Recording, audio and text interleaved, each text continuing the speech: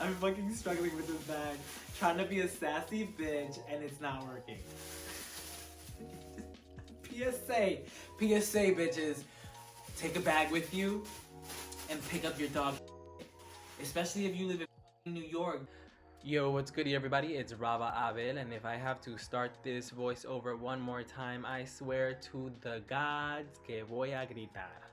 Pero, welcome back to another weekly vlog where I show you a little bit about my life, how I,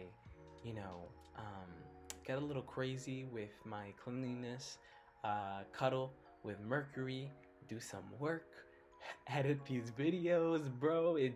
Anyway. I hope you are all having a beautiful Friday because we're releasing these on the weekend, because what better time than giving you some more time to watch us. Mercury does this thing where she just wants to play when I'm working. Merc. When did you last have sex? Last night? Obviously. Did you use contraception? Yes. Hi, baby. I think so. Sorry. We interrupt your regular scheduled programming to give you cuddles with Mercury. Have you taken the emergency contraception? I love her. She's so beautiful. Why do people keep asking me that? I'm not a slut. Does anyone in your immediate family have any health problems? She's so beautiful. My dad has MS. He's died Say bye. last year. It's quite bad.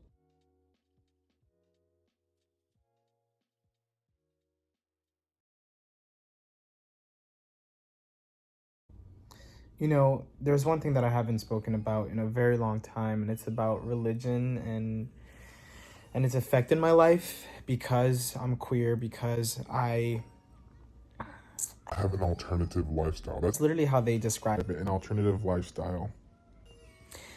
Religion had such a big influence in my life, in the way that I perceived myself, in the way that I was framing my perspectives on how I was living my life, that I never really understood how detrimental that shit was, bro. The anti-gay, the homophobic talk and rhetoric that they had, the constant traumatization that they would input in your head about the end of the world and how you got to get right with Christ and everything's a fucking sin. Oh my God. There's nothing I hold my mom against ever, because, you know, this was a religion that she subscribed to when she was younger and while we were growing up. But I wonder how different my experience would have been and how much further along in my development I would have been if I didn't have the weight, the unsurmountable weight of religion and the church and the possibility of going to hell weighing down on my mind, bro. Honestly. And it's about removing those shackles that religion puts on you, from which they claim to free you from. Little by little, removing the ideas that queerness is inherently evil and wrong, removing the ideas that being a feminine man or subscribing to some sort of femininity or a different gender than what you were ascribed to is a problem. I had to remove all those things little by little, and it was excruciating. Religion, the institution of religion, and specifically Seventh-day Adventist. Bitch, loco del diablo, coñazo. It has traumatized me to a point where, as a young adult, as a teenager, I wasn't able to fully express who I was up until now as a fucking grown-ass man. I feel like that's so detrimental to the growth and the expansion of who you are as a person, and it was not handled appropriately. And I do not hold my mom responsible for that. I really hold the church and the institution responsible for the way that they preach about God and how unyielding the God that they speak about presents the love that we're supposed to take and have faith in. And one thing that I've learned is that love is unconditional. Love takes you in the state that you are in and heals you. And religion, the way that I have experienced it, has never done that. It has never expanded. I'm getting a little emotional. The church has never expanded what love truly means. It has never helped me understand that love can be found in every corner of the world as long as you look for it. Instead, it has taught me to hate my queerness. It has taught me to hate the parts of myself that are not the norm or masculine enough. And I don't think about it too often.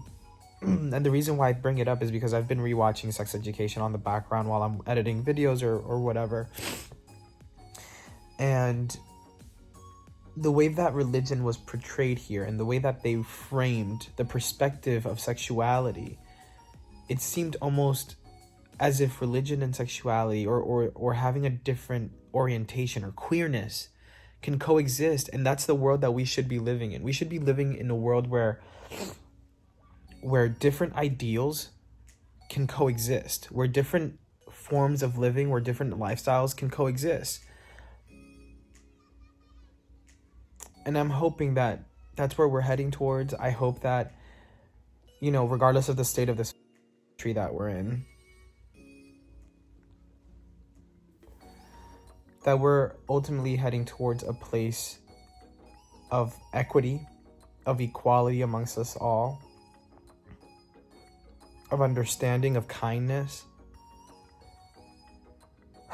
I hope that we don't get lost in the movement of routine again, in the ideals that we have to be out and not pay attention to our most inner workings, to our inner voice, to the internal work that you have to do as an individual. And part of that is reflecting on the traumas that we've had of the past. And one of my traumas, I'm starting to realize now as I'm putting words to it, is healing from the lashings and the whippings, mental, of course, of religion, and how it scarred me throughout my life. But anyways, I'm gonna let you get back to the video. It's been long enough.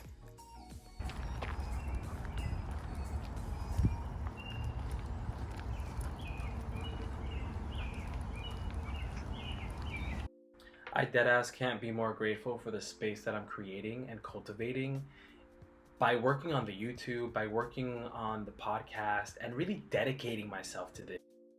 Like, I am setting aside the time, late at night sometimes, on the weekends, to really create and nourish this passion of mine. And I find myself ready to go, ready to keep it going. And in many ways, I understand that it's going to take some sacrifice on my end. Or, let's reframe. Maybe not sacrifice. It's going to take a lot of dedication, a lot of hard work, a lot of laying down the brick one by one to get this shit going. Because at the end of the day, my goals are set in stone for me. And part of it is to gain this experience and insight into the inner workings of who I am. And I've been so grateful that through this, I've been able to really take a peek. And through that peek, expand the way that I observe myself as a person. And the way that I understand myself as an individual. How I act, how I speak. I'm able to observe myself. So if maybe this is a sign for whoever's listening, start your YouTube channel, because honestly, not only is there space for everyone on this bitch and you can make some guap, but it's also a beautiful opportunity for you to observe yourself through a lens that you would not have had the opportunity to view yourself otherwise. And to me, that's truly a blessing and a privilege to have.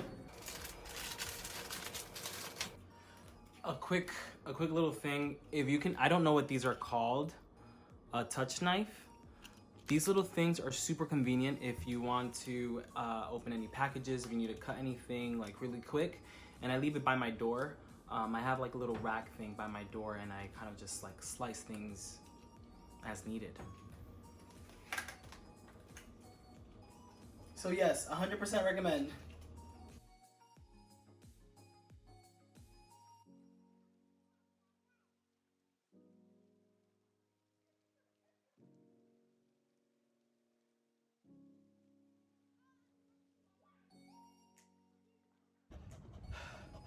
So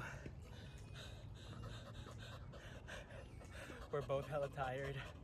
We have been running most of the evening. It's 7 o'clock now, and yeah, she's tired. She needs some water. It's been a good run today. The sun is out. It's really nice. It's beautiful out. Mercury's happy. She ran so much with me today. I think it's the pent up energy that she had from the last couple of days and almost week. Anyways, we're gonna go finish our run now, and we will update you when we're done. Bye. Safe to say that I won't be providing another video update, but I want to say thank you and express my deepest gratitude for you watching this video. I hope that you have a beautiful week and enjoy your weekend. Please make sure to follow me at allaboutrava on Instagram, and subscribe, comment, do whatever the hell you want. And I'll see you next week. Peace out, y'all.